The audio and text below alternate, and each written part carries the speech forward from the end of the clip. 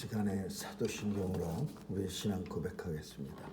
전능하사 천지를 만드신 하나님 아버지를 내가 믿사오며 그 외아들 우리 주 예수 그리스도를 믿사오니 이는 성령으로 잉태하사 동정녀 마리아에게 나시고 본디오 빌라도에게 고난을 받사 십자가에 못 박혀 죽으시고 장사한 지 사흘 만에 죽은 자 가운데서 다시 살아나시어 하늘에 오르사 전능하신 하나님 우편에 앉아 계시다가 저리로서 산 자와 죽은 자를 심판하러 오시리라. 성령을 믿사오며 거룩한 공예와 성도가 서로 교통하는 것과 죄를 사하여 주시는 것과 몸이 다시 사는 것과 영원히 사는 것을 믿사옵나이다. 아멘.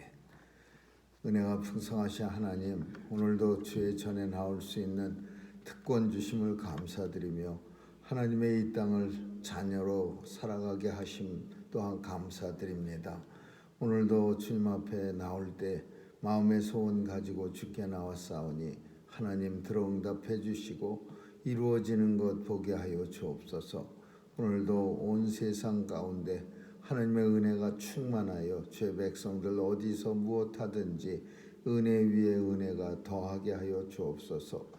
오늘도 아버지여 사탄 마귀 세력 일절 성도의 삶에 틈타지 않도록 지켜 보호해 주시고 온전히 성령께서 원하시는 길 가게 하여 주옵소서.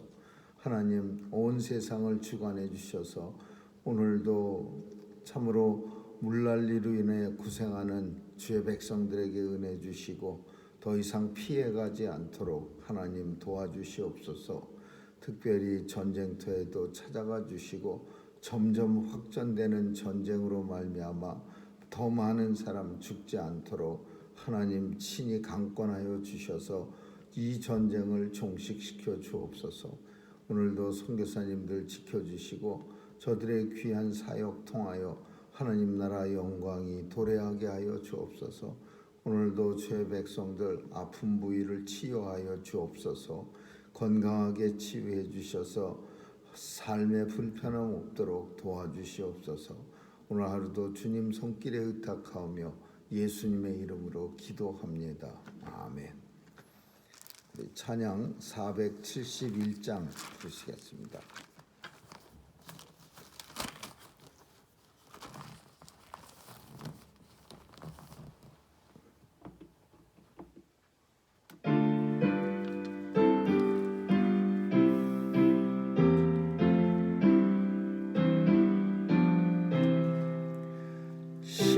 십자가 그늘 밑에 나 쉬기 원하네.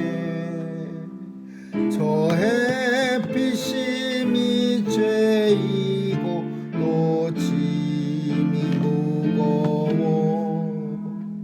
이 광야 같은 세상에 늘 방황할 때에 주 십자가의 그늘에 내 쉴 곳 없. 내 눈을 밝히 떠서 저 십자가 볼 때 나 위에 고생 당하신 주 예수 보인다. 그 형상 볼 때 내 맘에 큰 찔림 받아서 그 못하여 눈물만 흘리네. 십자가 그늘에서 나 길이 살겠네. 나 사모하는 광채는 주 얼굴뿐이라. 이 세상 나를 버려도 나 관계없도다. 내 한량 없는 영광은 십자가 뿐이라.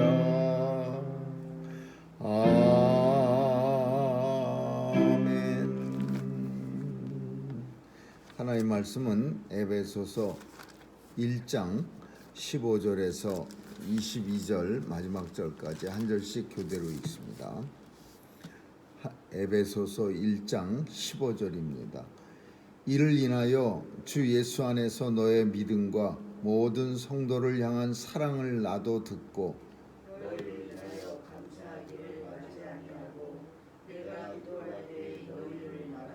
우리 주 예수 그리스도의 하나님 영광의 아버지께서 지혜와 계시의 정신을 너희에게 주사 하나님을 알게 하시고 너희 마음을 밝히사 우리의 부르심의 소망이 무엇이며 성도 안에서 그 기업의 영광이 크심이 무엇이며 그의 힘의 강력으로 역사하심을 따라 믿는 우리에게 베푸신 능력의 지극히 크심이 어떤 것을 너희로 알게 하시기를 구하노라.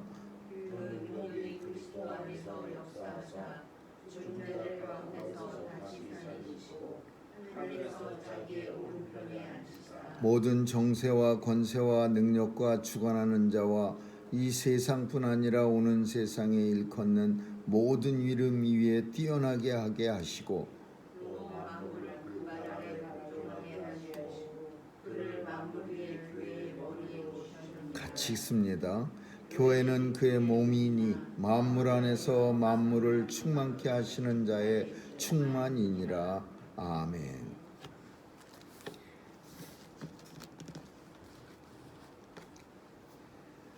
에베소 교회는 교회에 대해서 잘 몰랐습니다.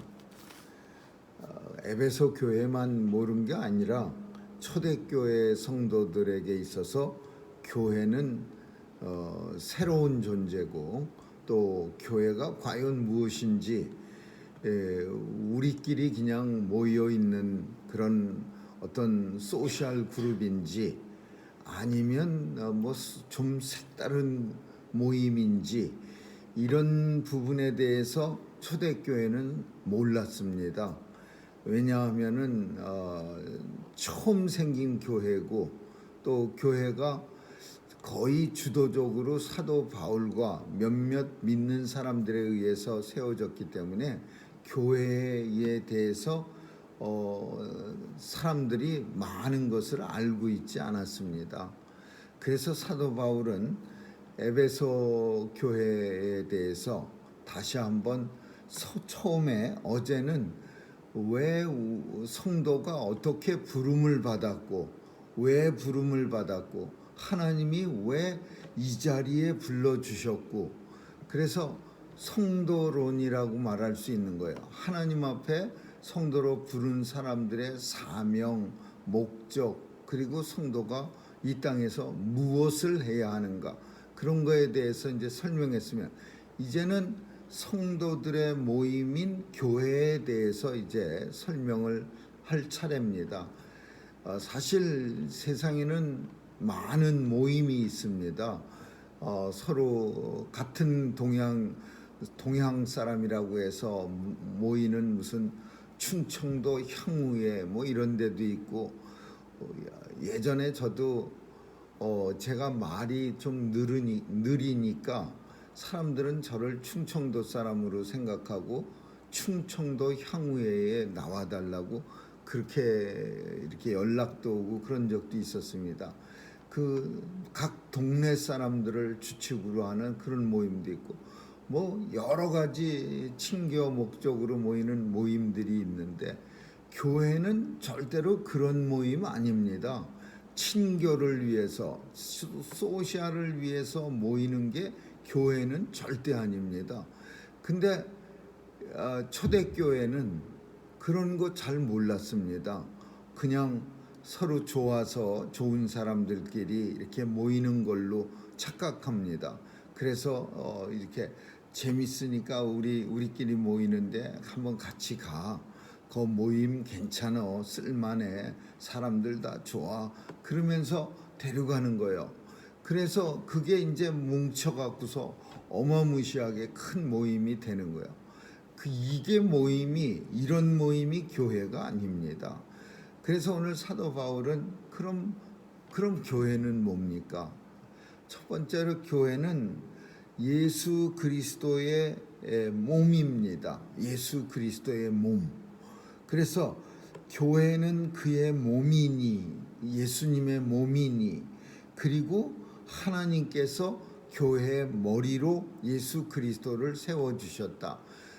그러니까 교회가, 예수님이 교회의 머리예요. 그리고 예수님이 교회의 몸이요.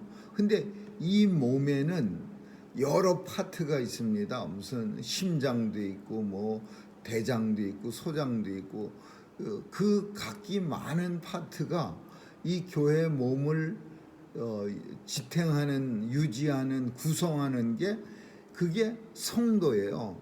성도는 모여서 예수 그리스도의 몸인 교회를 유지해 가는 거예요.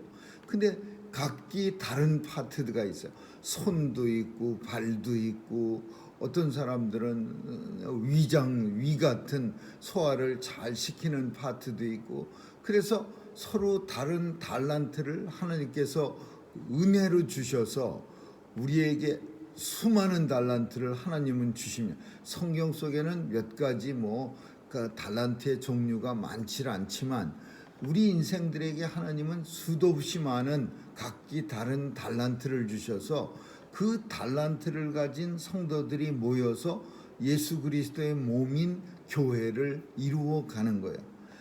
사도 바울은 에베소 교회에 대해서 이를 인하여라는 표현은, 이를 인하여 이미 설명한 내용 때문에, 내용으로 인하여, 그 설명한 내용이 뭐냐, 에베소 교회의 성도들을 하나님을 찬양하게 하려고 예정 가운데 불러주심을 인하여, 이런 뜻이야. 그러니까 에베소 교회의 성도들 모아주심을 인하여, 성도들을 불러 모아주심을 인하여 내가 하나님 앞에 감사하고, 그리고 기도할 때마다 너의 이름을 부르느라. 그러니까 에베소 교회 성도들을 불러주신 하나님께 감사한다, 그런 뜻이에요.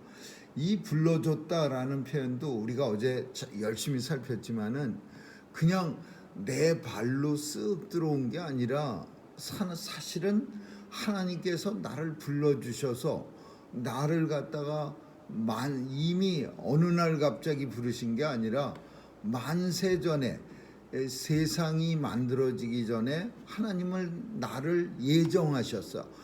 이 사람 때가 되면 세상에 보내고, 그리고 때가 되면 하나님의 교회에 몸을 하나님 예수 믿게 교회로 보내고, 이런 하나님의 예정 안에서 에베소 교회의 성도들이 모여든 거지, 절대로 한번 와볼래?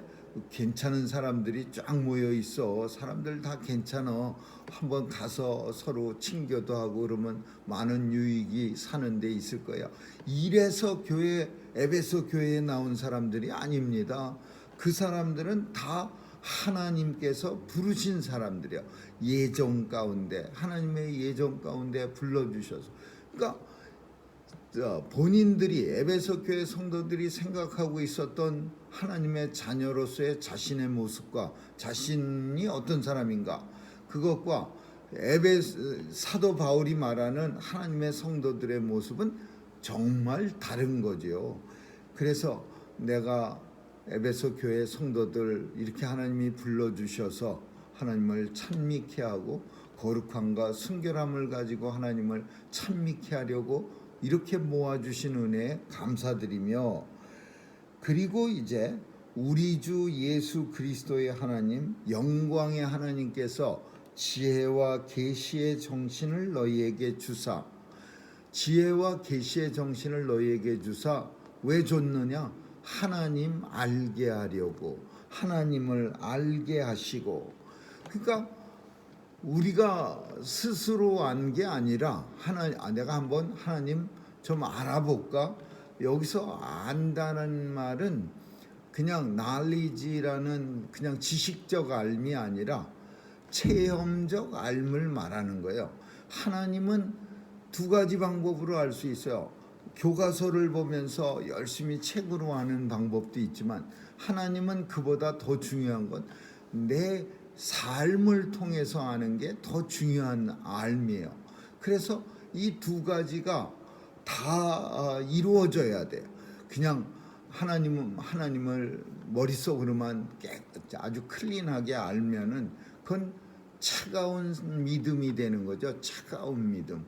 그냥 이론적으로만 알고 있는 하나님. 그러나 삶을 통해서 아는 거요. 우리가 몸과 몸을 부딪혀서 아는 거. 이런 알미 있어야 이게 진짜 알미야. 사람도 마찬가지죠. 뭐 겪어봐야 아는 거지. 그냥 꺼죽으로 그 사람 경력, 그 사람 학벌, 그 사람 뭐 나이, 지방, 출신, 지역 이런 것만 열심히 종이에다가 뭐 10장을 날 갖다 줬다고 해서 내가 그거 들여다보고 그 사람 뭘 압니까? 근데 내가 한번 겪어보면은 뭐 어려운 일, 좋은 일 몇 번을 겪어보면 제대로 알게 되는 거죠. 그래서 지혜와 계시에 그렇게 알게 하려고 하나님은 우리에게 지혜도 주시고 계시의 정신을 줘서. 계시의 정신이 뭡니까? 계시라고 하는 거는 그냥 인생들이 코앞의 것만 볼 줄 아는 능력을 가졌어요. 그냥 내 손이 당장 따뜻해지는 것만 알고 조금 뒤에 손 차가워질 거는 생각 못하는, 그러니까 돼지처럼 코앞에 먹을 것만 아는 그것밖에 모르는 거예요. 그러니까 계시의 정신이라고 하는 거는 조금 더 길게 볼 수 있는 정신. 다시 말하면은 내세를, 미래를 바라볼 수 있는 정신을 주셨다. 하나님의 말씀은 또 우리가 성도로 산다는 거는요, 코앞의 삶을 사는 게 아닙니다. 내세를 바라보고 사는 거예요. 그래서 고린도 15장에 가서 보면 부활장에 가서 보면 뭐라고 하냐면, 우리의 바라는 것이 다만 이생뿐이면 우리는 모든 사람 가운데, 세상에 있는 모든 사람 가운데 더욱 불쌍한 자라. 왜? 우리가 바라는 것이 다만 이생, 이 삶에, 오늘의 삶만 바란다면 그냥 잘 먹고 잘 살게 당장 요것만 좀 해주세요, 이렇게 바라고 산다면, 성도라는 삶을 산다면 이 세상 모든 사람 같아 제일 불쌍한 사람이라. 성도로 살면서 열심히 하나님 믿습니다, 그리고 주일마다 교회 나오면서 머릿속에 생각하는 거는 맨날 어떻게 하면은 배가 두둑히 부를까, 어떻게 하면은 당장 코앞이 괜찮을까, 이런 이생만 생각한다면 세상에서 제일 불쌍한 사람이라 그래요. 그래서 마찬가지야. 지혜는 현실을 타개하는 힘을 말하는 거지만, 계시의 정신은 사실 미래를 내세를 바라볼 수 있는 힘을 주셔서, 그래서 성도들에게는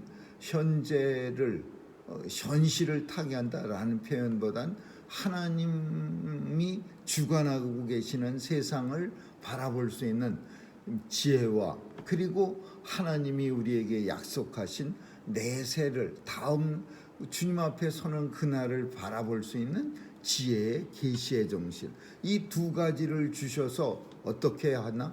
하나님을 알게 하시고, 그래서 하나님을 성도는 아는 거예요. 내가 공부 많이 해서 아는 게 아니라, IQ가 높아서 아는 게 아니라, 하나님이 성도로 불렀으면 하나님이 끝까지 책임지시는데, 그 책임 속에는 지혜도 주시고 계시의 정신도 주시고, 왜? 하나님을 삶을 통해서 알게 하시고. 근데 어떤 사람들은 삶을 통해서만 알아요. 체험적 신앙을 통해서. 이것도 위험한 신앙이에요. 그냥 삶을 통해서 하는 것은 단단한 기초가 없어요. 지식적 하나님에 대해서도 알아야 이 두 개가 잘 합쳐져서 단단한 신앙이 되는 거죠. 너의 마음을 밝히시고 이 쭉 이제 뭐가 나오냐? 부르심의 소망이 무엇이며 기업의 영광의 풍성이 무엇이며 힘의 강력으로 역사하심이 무엇이며 이게 무슨 뜻이냐면 이런 것 정도는 우리가 알아야 한다라는 성도는 에베소 교회 예수 그리스도의 몸인 에베소 교회를 이루는 성도들은 이걸 알아야 그 교회의 몸이 될 수 있습니다. 그럼 그게 뭐예요? 부르심의 소망이 무엇이며 왜 하나님이 나를 불러주셨는지 그 불러서 어떻게 해주시려고 나를 부르셨는지 그냥 막연히 하나님이 와라 그래서 부른 게 아니라 다 계획이 있어서 부른 거예요. 그냥 너 와라 심심한데 와서 그냥 적당히 입만 벌리고 그냥 그러다가 가 이래서 부른 게 아니라 부르심의 소망이 무엇이며 왜 불렀는지 목적을 알게 하시는 거예요. 우리의 목적이 뭐예요? 우리는 하나님을 찬양하고 거룩함과 순결함을 가지고 하나님을 찬양, 불순물이 섞이지 않는 마음을 가지고 하나님을 찬양하고 그리고 하나님을 영원토록 즐거워하는 것입니다. 부르심의 소망, 날 불러주신 이유가 소망이 왜 그랬냐? 하나님 찬양하는 거야. 그리고 하나님 나라에 영원토록 우리가 거할 수 있게 하시려고 하나님이 우리를 불렀어. 기업의 영광의 풍성이 무엇이며 그러면 불러서 무슨 기업 우리에게 주시느냐? 뭘 주시느냐? 그냥 부르고 그냥 가세요 그런 게 아니라 하나님이 일단 불렀으면 우리를 책임지는데 기업의 영광의 풍성이 무엇이며 하나님이 우리에게 주실 영원한 나라가 얼마나 풍성한 나라인가 그거를 우리에게 알게 해주시는 거예요. 기업의 영광의 풍성이 무엇이며 하나님 나라는 영원한 나라야. 하나님 나라는 아픔도 없고 고통도 없고 모든 사람들이 예수 그리스도를 얼굴과 얼굴로 마주보면서 영원히 주 안에서 기쁨을 누리는 곳이요. 그곳에는 더 이상 눈물도 없고 눈물이 흐르는 자는 하나님이 친히 닦아주시는 거예요. 그 나라가 기업의 영광의 풍성이 무엇이며 힘의 강력으로 역사하심을 따라 우리에게 베푸신 능력 뭐 복잡한데 사실은 한마디로 부활의 능력이에요. 부활의 능력. 예수 그리스도께서 먼저 그 능력이라는 표현은 그 앞에 19절의 능력의 크심이 무엇이며 그거를 받는 말이야. 그 능력 다시 말하면 예수께서 죽은 자 가운데서 하나님이 영광 가운데 다시 살게 하신 부활케 하신 그 능력이 우리한테도 있다라는 거야. 크신 능력이 뭐냐? 우리에게 제일 큰 능력은요. 뭐 힘이 센 것도 아니고 이 세상에 지혜로운 것도 아니고 제일 큰 능력은 예수 그리스도가 먼저 우리에게 보여주신 부활의 능력이 우리에게 있는 거예요. 주님을 아버지께서 죽은 자 가운데 다시 살려주신 이 부활의 능력이 예수를 구세주로 고백하는 주의 백성들에게 우리에게 그 능력이 있는 거예요. 세 개가 있어요. 그러니까 우리를 부르신 소망이 무엇이냐, 또 기업의 영광의 풍성함이 무엇이냐, 크고 강력한 그 능력이 무엇이냐, 부활의 능력, 하나님 나라의 영광, 그리고 이 땅에 사는 동안 성도로서의 소망, 하나님 찬양하는 소망, 이 세 개가 교회를 이루는 성도들이 가지고 있는 가장 큰 특권이죠. 그래서 이런 사람들을, 이런 성도들을 모아서 예수 그리스도의 머리 아래 두셨으니, 예수 그리스도는 모든 사람들, 그러니까 성도들 머리 위에 두셔서, 우리의 머리는요 내 머리가 아니라 예수 그리스도예요. 그래서 고린도 교회뿐 아니라 초대교회에서는 머리를 갖다가 내 머리를 탁 드러내지 않게 하려고 머리에다가 예배 시간에 뭘 뒤집어 썼어요. 그래서 여자들은 머리가 남자기 때문에 여자들 머리에 미사뽀라고 하는 것을 이렇게 머리를 가렸어요. 자기의 영광이 드러나지 않게 하시려고 머리를 가리는 거예요. 근데 우리의 머리는 누구야? 예수 그리스도예요. 예수 그리스도를 모든 사람 위에 뛰어나게 하시고 머리로 삼아 주셨어요. 그래서 우리는 몸이요. 몸은 내 마음대로 내가 뭐 좀 하자. 나는 이게 좋아. 이렇게 하는 게 아니에요. 머리가 알아서 시켜야 돼. 몸, 너는 저거 좀 가져와. 그러면 내 손이 알아서 가져와야지. 야 머리야, 나는 그거 되게 싫어해. 가져올 때 아주 무겁고 땀나. 이렇게 말하면 안 되는 거예요. 예수 그리스도가 머리이신 교회의 성도는 그의 몸이니 그의 몸은 예수 그리스도의 발 아래 두셨고 그의 권세 아래 두셨고 그가 복종하는, 그에게 복종하는 그런 성도로 살아가는. 그래서 교회는, 성도는 예수 그리스도에게 복종하는 주님의 몸이라는 겁니다. 모든 권세와 능력과 이 세상뿐 아니라 앞으로 올 세상, 앞으로 오는 세상이 뭐예요? 이 세상이 끝나면 어떤 세상 와요? 하나님 나라가 도래하는 거예요.